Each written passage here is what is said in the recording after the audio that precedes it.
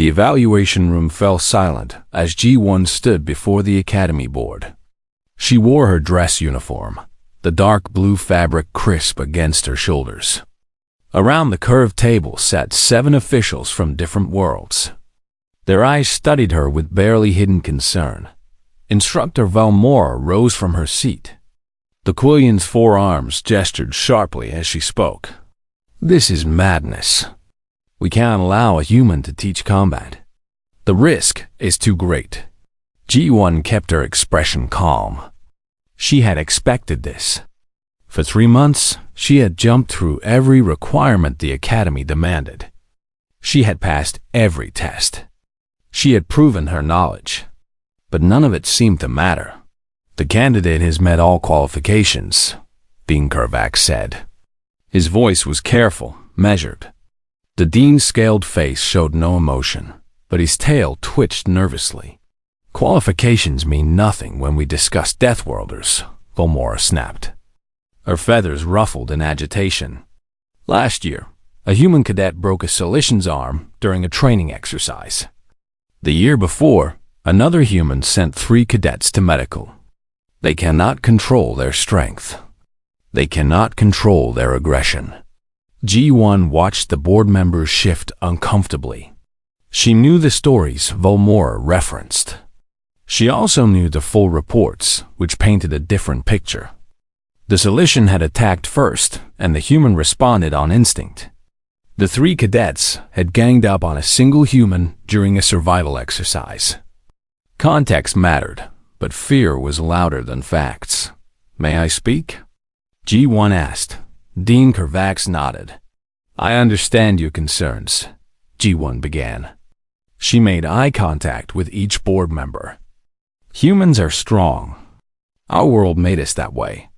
Earth has gravity that would crush most species here. Our animals hunt in packs.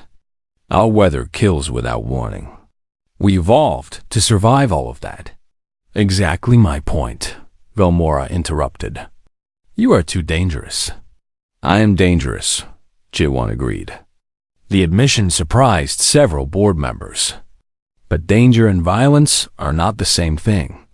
A fusion reactor is dangerous, but we learn to use it safely. A combat knife is dangerous, but soldiers across the galaxy train with them. I am not asking to fight your cadets. I am asking to teach them. "Teach them what?" Valmora demanded. "How to break bones. How to kill efficiently. How to survive," G1 said simply. The room went quiet.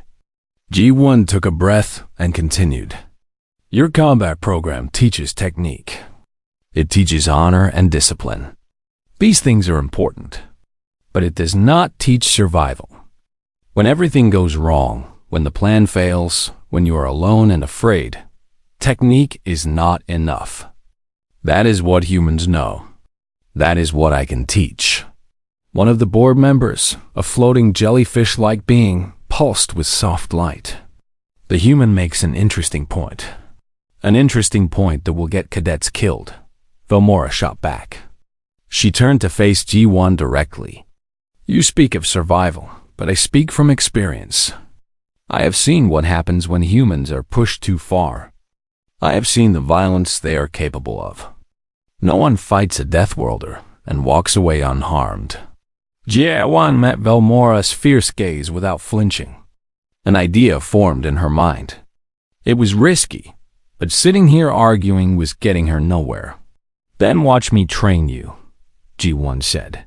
The room erupted in confused chatter. Valmora's feathers stood completely upright. "What did you say?" "I said watch me train cadets," G1 repeated clearly. "Give me your worst students. The ones who have failed combat training. Give me one standard cycle, 3 months. If I cannot improve their performance significantly, I will withdraw my application forever. I will recommend that no human ever apply for an instructor position again." Dean Kervax leaned forward. "That is a significant promise." "I am confident in my abilities," G1 said. Valmora's forearms crossed in front of her chest. "And if you fail? If you injure these students?" Then you will have proof that humans cannot teach, G1 answered. But I will not fail, and I will not harm them. I will make them better. The board members looked at each other. Quiet conversations happened in multiple languages. G1 stood still, her heart pounding. This was her only chance. She had left Earth, left her daughter, left everything familiar to prove that humans deserved a place in the coalition as more than just soldiers. Finally, Dean Kervac spoke. The board will vote. The vote was close. 4-3. G1 was given her chance.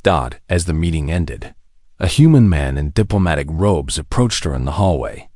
Ambassador Taemin smiled warmly, though his eyes showed concern. That was bold, he said quietly. It was necessary, G1 replied. Do you know which cadets they will assign you? Taemin asked. The worst ones, I assume. Velmora will make sure of it. Taemin nodded. There is a group they call the Failure Squad. 5 cadets who have failed combat certification twice. They are from different species, different backgrounds. The instructors have given up on them. Perfect, G1 said. Tae-Min raised an eyebrow. Perfect? G1, if you fail with these students, it affects all of us. Every human in the coalition will feel the consequences. I know, G1 said. That is why I will not fail. 3 days later, G1 stood in Training Facility 7.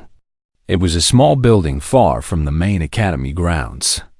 The facility was old, with scuffed floors and outdated equipment. Clearly, the academy was not investing much in this experiment. The door opened and 5 cadets entered. G1 studied each one. The first was human, a young man named Hyun Woo, who walked with his shoulders hunched. He would not meet her eyes. G1 made a mental note. A human who was ashamed of being human. That would be a challenge. Next came Crix, a shardling. His body was made of living crystal that caught the light in rainbow patterns. He moved carefully, as if afraid he might shatter. Given his species' fragility, the fear was not unreasonable. The third cadet was an Aquarian. His species had no proper name humans could pronounce, so everyone called him Bloop. His gelatinous body rippled with each step. He looked around nervously. Fourth was Whisper, a chitter. The insectoid being's multiple legs clicked against the floor. His antennae twitched constantly, processing information. Last came Boulder. Despite his name, the granite was small for his species. His rocky body barely reached G1's waist. He glared at everything with obvious anger. I am Instructor G1, she said. For the next 3 months, I am your teacher. What I teach you will be different from anything you have learned before. It will be hard. It will hurt. You will want to quit. We already want to quit, Boulder muttered. G1 smiled slightly. Good. Honesty is important. Let me be honest with you. The Academy expects you to fail. They expect me to fail. They put us together hoping we will prove that humans are too dangerous and that you 5 are not worth the effort. Hyun Woo finally looked up. That is cruel. That is reality, G1 said. The question is, what will we do about it? Will we prove them right? Or will we show them that failure is just the beginning of success? Crix's crystalline voice chimed softly. You really think you can train us? I know I can, G1 said. But it requires you to trust me. It requires you to forget everything you think you know about combat. Can you do that? The 5 cadets looked at each other. Slowly, one by one, they nodded. Then we begin tomorrow, G1 said. Rest tonight. Tomorrow, I show you what a Deathworld teaches its children. As the cadets left, G1 stood alone in the training facility. Through the window, she could see Earth hanging in the distant stars. Home. She touched the glass gently. Watch over me, she whispered. Then she turned and began planning the next day's lesson. Tomorrow, everything would change. The next morning, the 5 cadets arrived expecting weapons training or combat drills. Instead, G1 stood in an empty room wearing simple exercise clothes. No weapons, no armor, no equipment at all. Where are the training weapons? Hyan-Woo asked. We will not need them yet, G1 said. Boulder snorted. This is combat training. How do we train without weapons? Before you learn to fight, you must learn to move, G1 explained. She walked to the center of the room. Show me how you run. The cadets exchanged confused looks. Crick spoke first, his crystal voice uncertain. Run? Just run? Yes, run from one wall to the other. All of you. They ran. Or tried to. Crick's moved slowly, afraid of shattering. Bloop sloshed forward awkwardly. Whisper scuttled quickly, but without direction. Boulder stomped angrily. Hyan-Woo ran with decent form, but looked embarrassed the entire time. Ji-won watched carefully. When they finished, she nodded. Again, this time, I want you to fall halfway across. Fall? Bloop asked nervously. Yes, run, then fall, then get up and continue. That is stupid, Boulder said. Why would we practice falling? Because in combat you will fall, Ji-won said simply. Better to know how to do it safely. They practiced falling for an hour. It was humiliating. These were cadets who had trained for years, and here they were, doing exercises meant for children. Other instructors walked past the facility's windows. Some pointed and laughed. The cadets felt every mocking glance. After falling practice came jumping, then rolling, then breathing exercises. By midday, all 5 cadets were exhausted and frustrated. This is not combat training, Hyan-Woo finally said. This is basic movement. Exactly, Ji-won agreed. You have learned advanced techniques before learning the basics. This is why you fail. A building needs a foundation. We are not children, Boulder snapped. His rocky fist clenched. We know how to move. Do you? Ji-won asked. She pointed at Bloop. You are afraid of your own body. You move like you are apologizing for existing. She turned to Crix. You move like you are made of glass. Yes, you are fragile, but fear makes you slow. She faced Whisper. You process information well, but your body freezes while your mind works. She looked at Boulder. You fight angry, which makes you predictable. Finally, she turned to Hyan-Woo. And you move like you are trying to be anything except human. Hyan-Woo's face flushed. What does that mean? It means you are ashamed, Ji-won said. The words were harsh, but her tone was gentle. You have learned alien fighting styles. You copy alien movements. But you are human. Until you accept that, you will always be a poor copy instead of an excellent original. The room fell silent. Hyan-Woo looked at the floor. Ji-won softened her voice. Sit, all of you. We need to talk. The cadets sat in a circle. Ji-won joined them, sitting cross-legged on the floor. For a long moment, nobody spoke. Why do you think you failed combat training? Ji-won asked. Because we are weak, Bloop said quietly. Because the instructors gave up on us. Whisper added. Because we do not fit the standard. Crix chimed.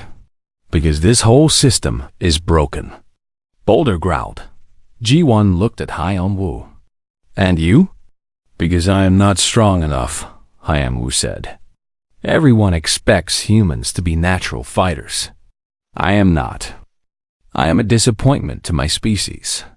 Ji-won let the words hang in the air. Then she began to speak. Let me tell you about Earth. My home world has gravity twice as strong as standard. Our atmosphere has storms that can level cities. We have animals that hunt in coordinated packs. We have plants that are poisonous to touch. The ocean has creatures large enough to swallow a shovel whole. Disease, Predators, weather, gravity, everything on Earth wants to kill you. The cadets listened intently. We did not become strong because we wanted to, G1 continued. We became strong because we had to. Every human alive is descended from survivors. Our ancestors learned a simple truth. Fear keeps you alive. Fear? Bloop asked. But instructors always say to fight without fear.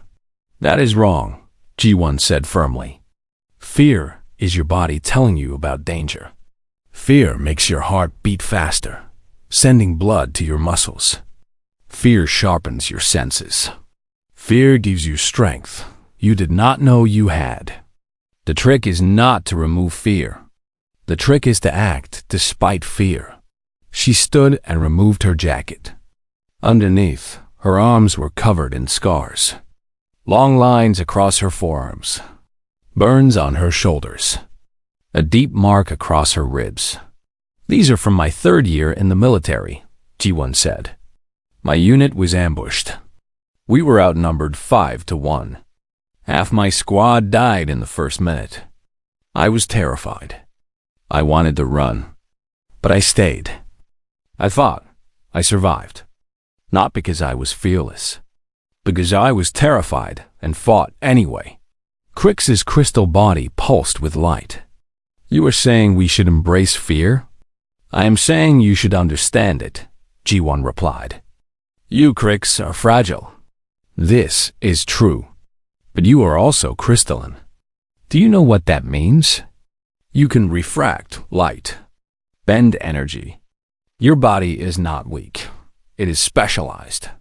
Instead of being ashamed of your fragility, learn to use it. She turned to Bloop. You are gelatinous, flexible. Do you realize how valuable that is? Solid bodies break under impact. Yours absorbs it. You are not weak. You are adaptive. Whisper, your mind processes faster than most species. What looks like freezing is actually calculation. You need to trust your instincts. She faced Boulder. Your anger comes from being underestimated. Channel it. Use it as fuel, not as a wildfire. Finally, she looked at Haiyan Wu. And you need to stop apologizing for being human. Our species survived because we are persistent. We heal fast. We adapt. We refuse to quit. These are strengths. But I am not strong like other humans, Haiyan Wu protested. Strength is not just muscle, G1 said. It is will. It is choice. Every day you show up despite failing. Every day you try again. That is human strength. That is Deathworlder mentality. Boulder stood up. So what now? We think positive thoughts and suddenly we are warriors? No, G1 said. Now the real work begins. What we did today was not punishment. It was assessment. I needed to see how you move, how you think, how you react. Tomorrow, we start building on your foundations. And yes, it will hurt. It will be harder than anything you have done. But I promise you this. If you trust me, if you work, you will not fail again. How can you promise that? Bloop asked. Because I have seen humans take hopeless situations and survive them, G1 said. I have seen normal people do impossible things. Not because they were special, but because they refused to give up. That is what I am teaching you. Not techniques or forms. I am teaching you how to be survivors. The cadets looked at each other. Something had shifted. They were still doubtful, still afraid, but there was a small spark of hope. Get rest, G1 said. Tomorrow we increase gravity in this room by 20%. Your bodies will adapt, or they will break. Either way, you will learn. As they left, Haiyan Wu lingered behind. Instructor? Yes? Do you really think I can do this? Even though I am not like other humans? G1 put a hand on his shoulder. Haiyan Wu, there is no such thing as a typical human. We are all different. Some of us are strong, some are fast, some are smart. But all of us are stubborn. All of us refuse to quit. That is enough. Hyeon-woo nodded slowly and left. Alone in the training room, Ji-won pulled up a communication screen. A small girl's face appeared. She had Ji-won's eyes and her father's smile. "Mommy," the girl said excitedly. "Hello, sweetheart," Ji-won said. Her voice cracked slightly. "I miss you. When are you coming home?" "Soon," Ji-won lied. "Be good for your father." After the call ended, Ji-won stood in the empty room. Through the window, she could see other cadets training in the main facilities. Proper training. Standard training. Training that followed all the rules. She was breaking every rule. Teaching methods no instructor would approve. Pushing cadets in ways that could get her fired or worse. But rules had not saved her squad that day in the ambush. Standard training had not kept her alive. Survival had. Adaptability had. The stubborn human refusal to die had. Tomorrow, she would teach these 5 cadets what that meant. She would break them down, then build them back up. Not as perfect soldiers, but as survivors. And if the galaxy was not ready for that, the galaxy would learn to adapt. 6 weeks into training, the Academy began to notice changes. The failure squad no longer walked with their heads down. They moved differently. Crix did not shuffle carefully anymore. Bloop flowed with confidence. Even Boulder seemed less angry, more focused. The changes came from pain. Every morning, G1 increased the gravity in their training room. What started at standard gravity was now at 1.4. For most species, this would be crippling. But G1 pushed them through it. "Again," she said as Whisper collapsed for the 3rd time that morning. "Your legs are strong enough. Your mind is telling you to quit. Do not listen." Whisper's antennae trembled. His insectoid body struggled against the increased weight. But he stood. He took another step. Then another. His legs held. "Good," Ji-won said. "Bloop, your turn." The gelatinous cadet had discovered something remarkable. Under higher gravity, his body compressed. He became denser, stronger. What had been a wobbling mass was now a compact, powerful form. He moved across the room with surprising speed. "Excellent," Ji-won noted. "Crix, show me your refraction drill." The crystalline being had spent weeks learning to control how light passed through his body.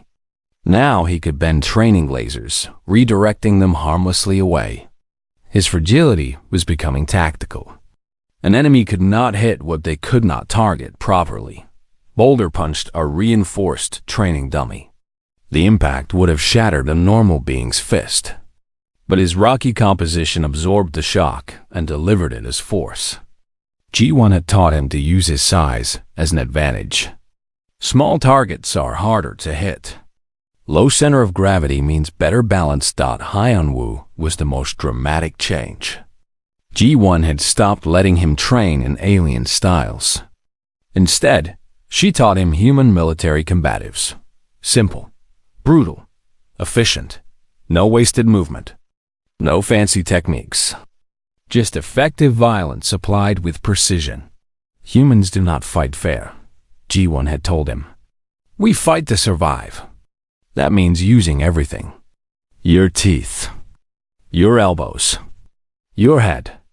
Every part of your body is a weapon. During a break, the cadets sat together drinking water. They had become a unit, a team, friends even. "I heard the elite cadets talking about us," Whisper said. His translator gave his clicks and chirps a nervous tone. "They called us the instructor's pets." "Let them talk," Boulder said. "We know what we can do now. Do we though?" Bloop asked. "We train hard, yes. But we have not been tested." "Not really." G1 walked over to them. "Bloop is right. It is time for your next phase of training." She activated the room's holographic systems. The walls disappeared. Suddenly, they were standing in a jungle. Thick trees surrounded them. The air became humid. Strange sounds echoed from everywhere. Things moved in the shadows. What is this? Crix asked. This is Earth, G1 said. Specifically, a recreation of the Amazon rainforest. You will survive here for 24 hours. Survive what? Haiyan Wu asked. He looked around nervously, even though he had grown up on Earth. Everything, G1 replied. The simulation is programmed with Earth wildlife, jaguars, anacondas, poison dart frogs, army ants, caimans, electric eels. The weather will shift from rain to heat. The terrain will challenge you. And you will have no weapons, no technology, just each other. That is insane, Boulder said. That is Tuesday on Earth, G1 countered. Human children learn to respect nature because nature will kill them if they do not. You need to understand what a death world really means. Not the strength it gives us, but the constant vigilance it demands. Before they could protest further, G1 stepped out of the simulation field. The door sealed behind her. The cadets were alone. For several minutes, they stood frozen. Then Whisper's antennae twitched rapidly. Movement. 30 meters. Large predator. What do we do? Bloop asked. Haiyan Wu took a deep breath. We remember what G1 taught us. Fear is information. Use it. What would a predator want? Food, Crix chimed. Prey that runs. Then, we do not run, Boulder said. We make ourselves not worth the effort. They stood together, made themselves look larger. The jaguar in the shadows watched them for a long moment, then moved away. Easier prey existed. That worked, Bloop said, relief flooding through him. For now, Whisper cautioned. This is 24 hours. We need shelter, water, a plan. The hours that followed were brutal. They learned why humans evolved to be so tough. A simple rainstorm became dangerous. The water was so heavy, it was hard to see. Lightning struck close enough to make the air smell burnt. They huddled under a makeshift shelter that barely kept them dry. When the rain stopped, the heat came, oppressive, draining. Crix's crystalline body began to overheat. Bloop found a stream and covered Crix with cool water to prevent cracking. Night was worse. Sounds everywhere. Eyes reflected in the darkness. Things that crawled and slithered. Haiyan Wu barely slept, keeping watch. The others took shifts, but fear kept them alert. How do humans live like this? Boulder asked during his watch shift. They adapt, Haiyan Wu said quietly. My grandmother used to tell stories about growing up in the mountains. Bears, wolves, avalanches, she said. Every day you survived made the next day easier. You learn the patterns, the dangers. You respect them but do not let them stop you. Morning came. The cadets were exhausted, covered in mud and small injuries. But they were alive. They had survived. When the simulation ended, G1 was waiting. She looked at each of them carefully, checking for serious injury, finding none that would not heal quickly. How do you feel? She asked. Terrible, Bloop admitted. Good, G1 said. Terrible means you were alive to feel it. What did you learn? That Earth is horrifying, Crix said. Also good. What else? Whisper spoke up. That we can function when afraid. That we can work together under pressure. That survival is about constant awareness. Yes, G1 agreed. But there is one more lesson. You all assumed I was testing your combat skills. I was not. I was testing your judgment. You chose not to fight the jaguar. You found shelter instead of pushing forward. You took shifts to rest. These are survival decisions. Combat is easy. Knowing when not to fight is wisdom. The next week, word spread through the academy about the failure squad's progress.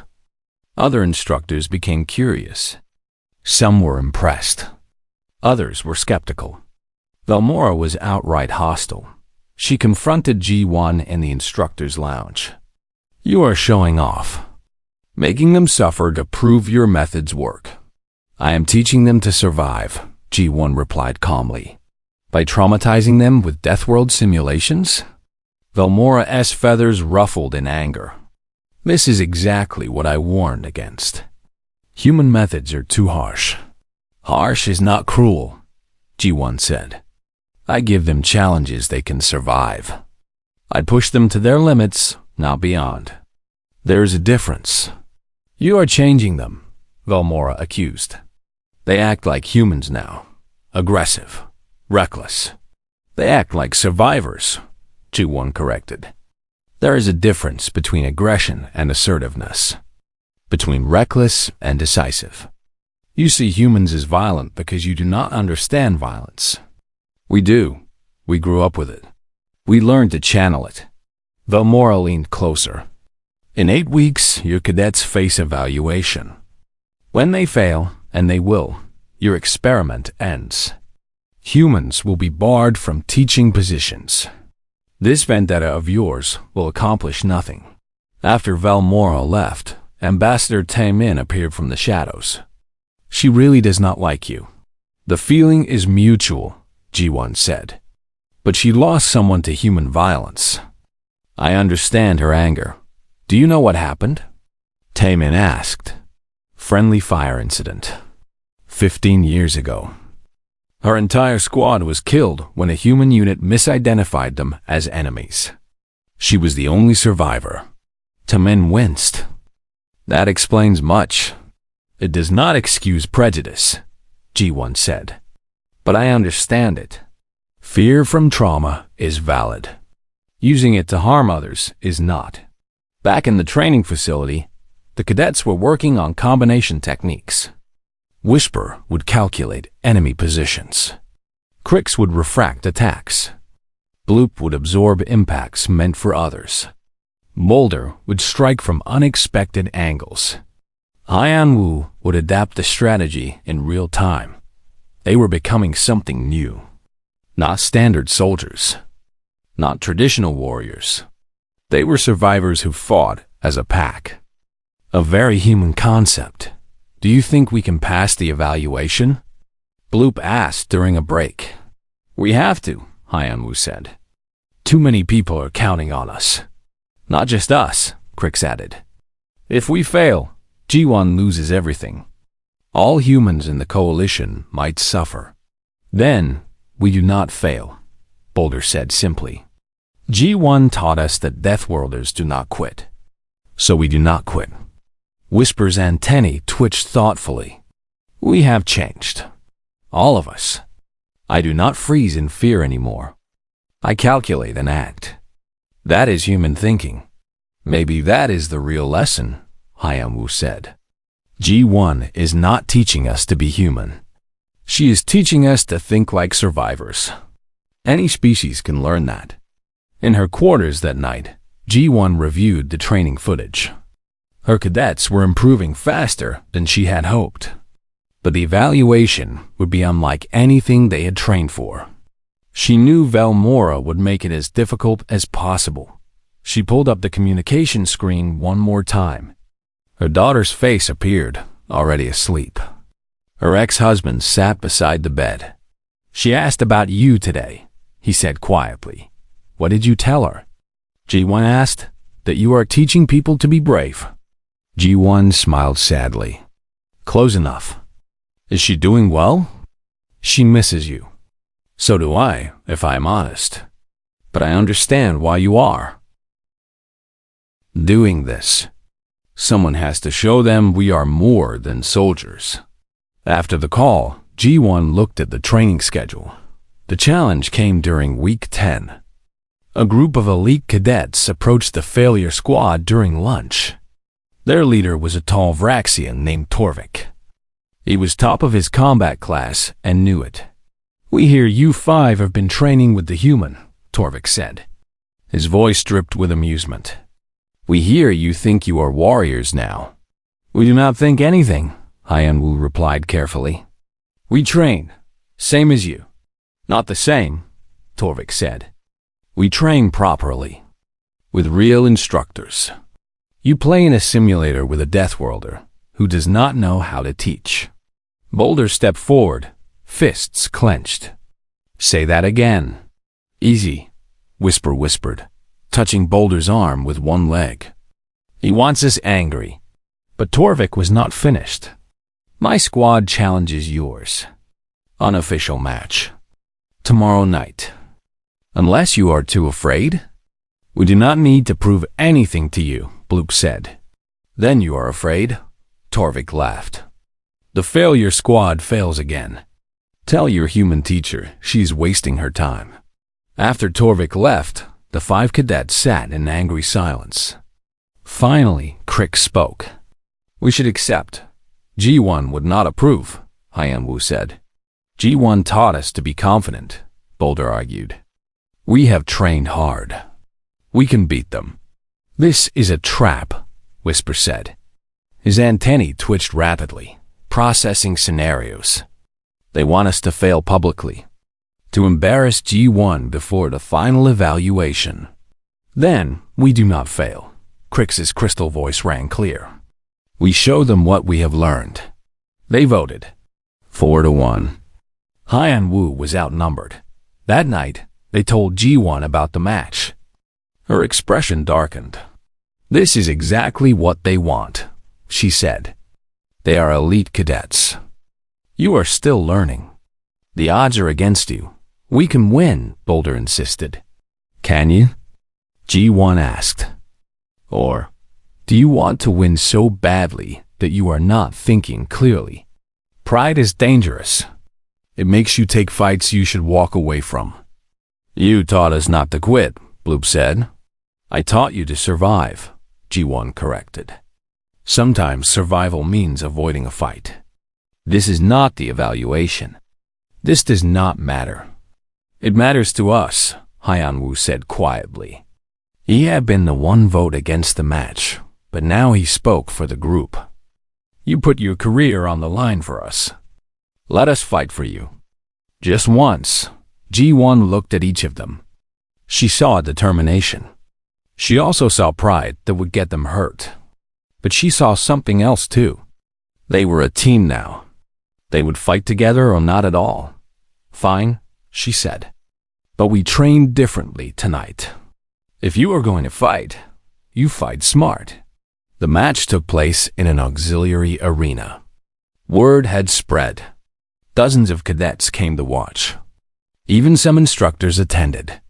Velmora sat in the front row, her expression unreadable. The rules were simple. Team combat. First team, with all members down, loses. Non-lethal weapons only. Standard combat scoring would apply. G1's cadets entered the arena. Across from them, Torvik's elite squad looked confident. They were bigger, more experienced, better equipped. The match began. It was a disaster. Torvik's team moved with precision. They had trained together for years. Every movement coordinated, every strike calculated. Within 2 minutes, Crix was down. His crystalline structure cracked from a heavy impact. Whisper tried to calculate a counter, but was overwhelmed by multiple attackers.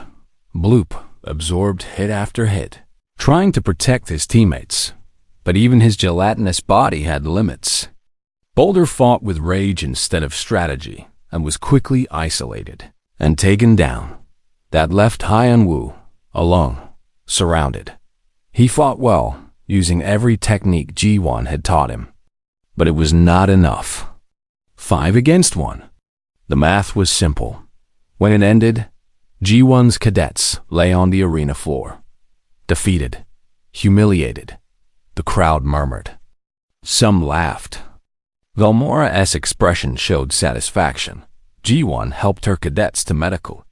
None of the injuries were serious, but the damage to their spirit was deep. In the recovery room, nobody spoke.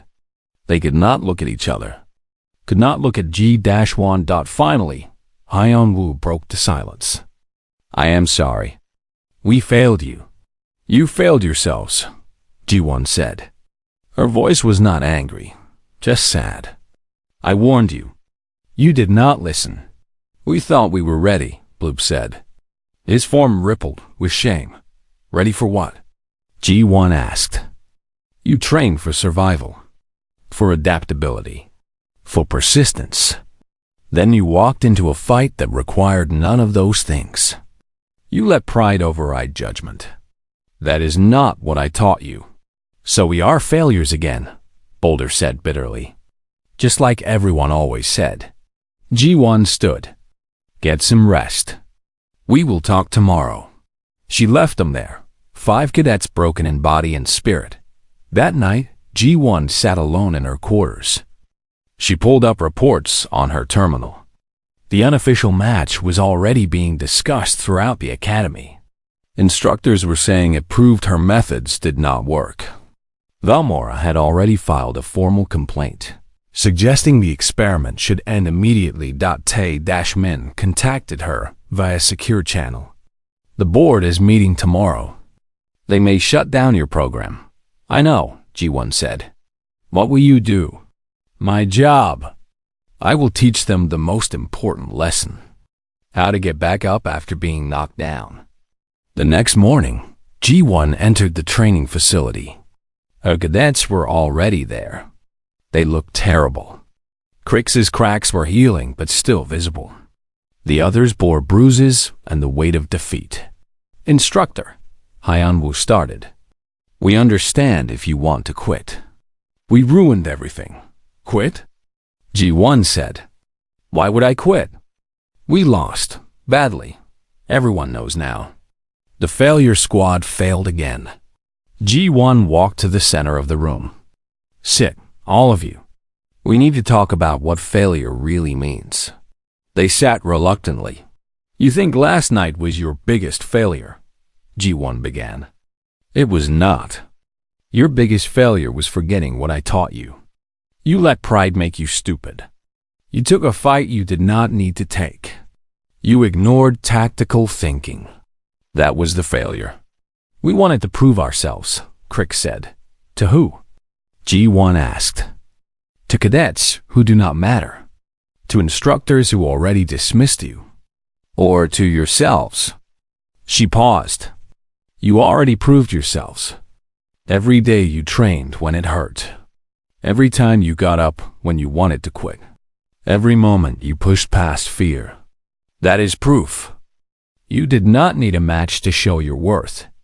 Then we failed for nothing, Boulder said. No, G1 said firmly.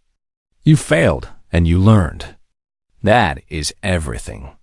Do you know what makes humans survivors? It is not that we never fail. We fail constantly. We make mistakes. We get knocked down. But we get back up. We learn. We adapt. That is the Deathworlder way. She sat down with them. Let me tell you a story. My first real combat mission, I made a terrible mistake. I saw movement and fired without confirming the target. I nearly killed a civilian. My commander tore into me for an hour. I wanted to quit, to go home, to never touch a weapon again. What did you do? Whisper asked. I trained harder. I learned better identification protocols. I practiced until confirming targets became instinct. I took my failure and made it into strength. That is what you will do now. The evaluation is in 4 weeks, Hyanwu said. Everyone expects us to fail. Good, T1 said. Let them expect failure. You know what you are capable of. I know what you are capable of. That is all that matters. She stood and looked at each of them. Here is the truth. That match last night? It does not matter. The mocking? It does not matter. The only thing that matters is this. Will you quit? Or will you prove that failure is just a step on the path to success? Slowly, Boulder stood. I am not quitting. Crix rose next. Neither am I. One by one, they all stood. Then we continue, G1 said. But this time, we train smarter. We train for the evaluation, not for pride. We train like survivors. That afternoon, Taemin visited the facility. The board decided to let you continue. Barely. The vote was 4-3 again. But Valmora has one more move. She convinced the board to change your final evaluation. Changed how? G1 asked. Instead of standard cadet evaluation, they are using the worst-case scenario simulation. It is designed for elite special forces teams, not cadets.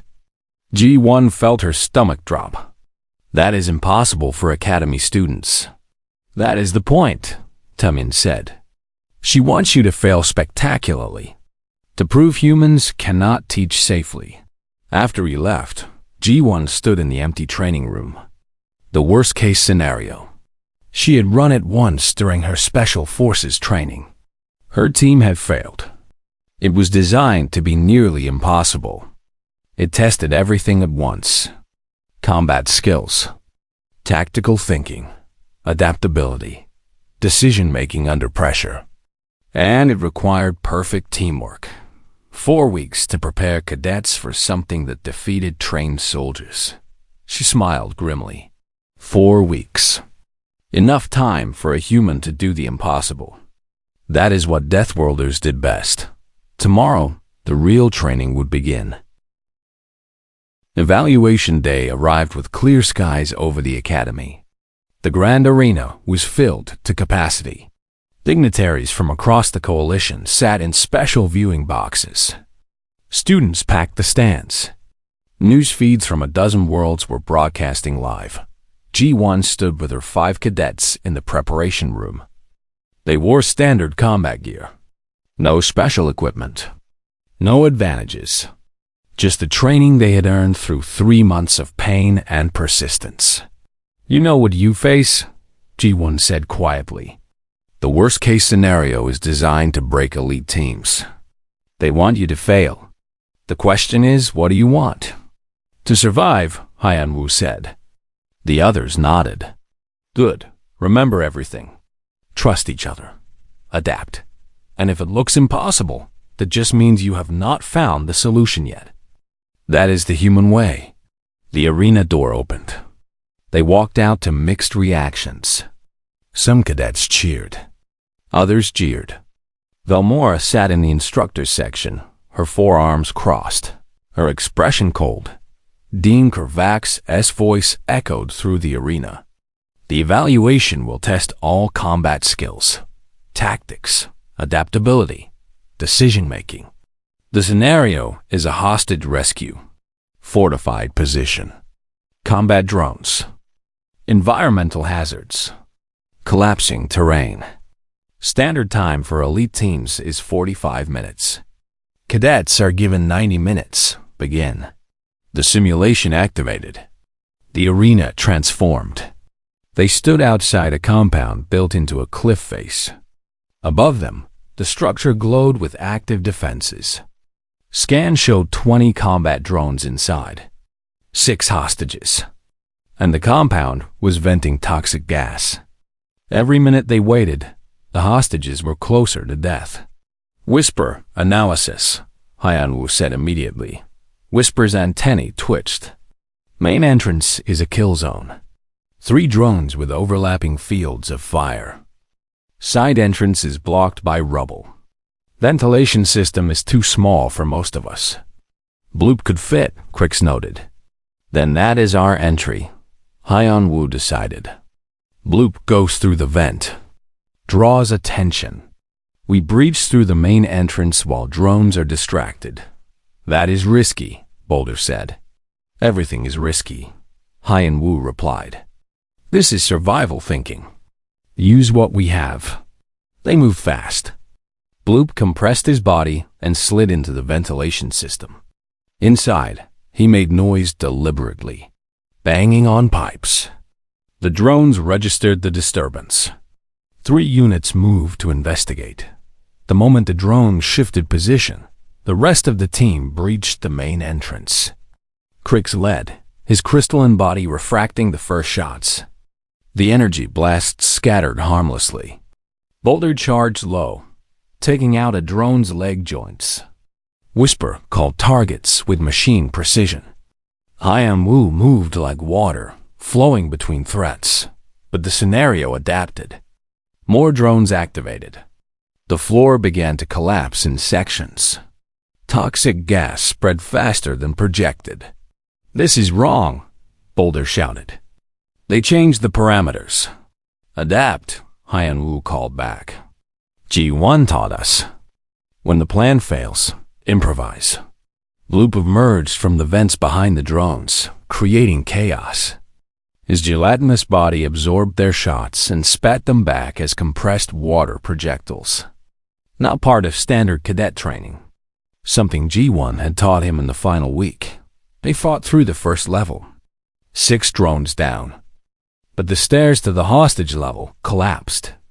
No obvious way up. "The exterior," Whisper said. "If we can reach the cliff face, we can climb." "In toxic atmosphere?" Crix asked. "We hold our breath." "Boulder, and I can handle it." "Crix, you do not breathe at all."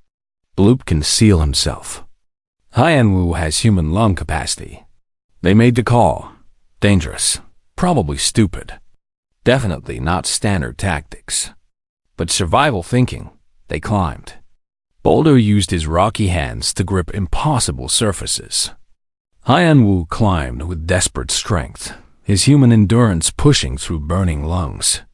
Bloop formed a protective layer around Whisper. Crix calculated the safest path. They reached the second level through a broken window. Inside, the hostages were in a sealed room surrounded by drones. The room was booby-trapped. One wrong move would kill everyone inside. "This is impossible," Bloop said, gasping. "We cannot disable all the drones before they trigger the trap." Hyan-Woo looked at his team. At the drones. At the hostages. His mind raced through every lesson G1 had taught. Then he smiled. "We do not fight them," he said. "What?" Boulder asked. "The line," G1 said, "the smartest combat decision is knowing when not to fight. We do not have to destroy the drones. We have to save the hostages." "Different objective. How?" Crix asked. "Whisper, can you hack the door seal?" "Yes, but the moment I do, drones will fire." "Crix, can you refract all their shots at once?" "If I position correctly, yes. But it will shatter me. Not if Bloop reinforces you." Understanding dawned on the team. They moved into position. Whisper began hacking. The drones detected the intrusion and aimed. Crix positioned himself between the drones and the hostages. Bloop wrapped around Crix's crystalline structure, adding density and shock absorption. Boulder and Hyan-Woo stood ready to grab the hostages. The door opened. Drones fired. 20 energy blasts at once. Crix refracted them all. The light scattered in impossible directions. Bloop absorbed the kinetic impact. Crix's structure held. Boulder and Hyan-Woo grabbed the hostages and ran. The team retreated together, moving as one unit. Behind them, the compound began its final collapse sequence. They made it out with 30 seconds remaining. The simulation ended. The arena fell silent. Then eruption. Cheering from the cadet section. Stunned silence from the instructors. Even the dignitaries stood in shock. Dean Kervax checked the results. Time, 63 minutes. New Academy record. All hostages saved. No cadet casualties. Evaluation, pass, highest marks. The cheering grew louder. G1's cadets stood in the center of the arena, exhausted, bruised, but victorious. They had done the impossible. In the stands, Valmora sat motionless. Then slowly, she stood and walked down to the arena floor. The crowd quieted. She approached G1. "You taught them to cheat." "I taught them to survive," G1 replied calmly. "There is a difference. They did not fight like warriors. No, they fought like survivors. Sometimes that means not fighting at all." Valmora looked at the 5 cadets. At Hyan Wu, whose human persistence had kept them focused. At Crix, who had risked shattering to save others. At Bloop, who had discovered strength and flexibility. At Whisper, who had turned fear into calculation. At Boulder, who had learned that size does not measure worth. They were the Academy's failures, Valmora said quietly. They were labeled failures, G1 corrected. Big difference. They just needed someone to teach them differently. Valmora's feathers smoothed. For a long moment, she was silent. Then she spoke words G1 never expected to hear. Teach me. What? G1 asked. You said no one fights a Deathworlder. I said it with contempt, but watching today, I understand. You do not fight a Deathworlder because Deathworlders do not think in terms of fighting. They think in terms of surviving. That is a different perspective entirely. Valmora's forearms gestured openly, a sign of vulnerability in Quillian culture. I lost my team 15 years ago. Human soldiers killed them. Friendly fire, the report said. I have hated humans since. But watching you teach, seeing what you created from failure, I realize something. I do not hate humans. I hate violence. And I have been confusing the two. G1 met her eyes. Violence is a tool. Humans know this because our world taught us harshly. We can be violent, yes, but we can also choose not to be. That is the real strength. Will you teach me that perspective? Valmora asked. Not combat, not techniques, but how to see survival as you do. Yes, G1 said simply. That is what teachers do. 6 months later, the Academy had changed. Ji-Yoon headed a new department called Survival Combat Training. Her methods were still controversial, but results spoke clearly. Cadets from her program showed remarkable improvement not just in combat, but in tactical thinking and adaptability. The failure squad had become instructors themselves, each teaching their unique perspective. Hyan Wu taught adaptability. Crix taught using perceived weakness as strength. Bloop taught flexibility in thinking. Whisper taught analytical combat. Boulder taught that size and strength are not the same thing. Valmora trained under G1 3 days per week, learning to see past her trauma, learning that the humans who killed her team were individuals, not representatives of an entire species, learning that hate and healing could not coexist. On a quiet evening, Taemin visited G1's office. You did it. Changed minds across the coalition. Humans are being accepted into more positions. Not just combat roles. Teaching, advisory, diplomatic. That was always the goal, G1 said. Prove we are more than soldiers. You proved humans are survivors who teach others to survive. That is perhaps more important. G1 looked at the photo on her desk. Her daughter, now a year older. She had missed a year of her life for this mission. But the message she sent was simple. Mommy is coming home soon. Through her window, Earth hung in the distance. Beautiful, deadly. The ultimate teacher. Every human carried its lessons in their bones. Gravity, weather, predators, persistence, adaptation, survival. The galaxy was beginning to understand. Deathworlders were not monsters. They were survivors. And survival was a lesson anyone could learn. In the training facility, a new group of cadets stood nervous and uncertain. They had all failed standard combat training. They expected to be dismissed as hopeless. Instead, G1 stood before them and smiled. Welcome to survival training.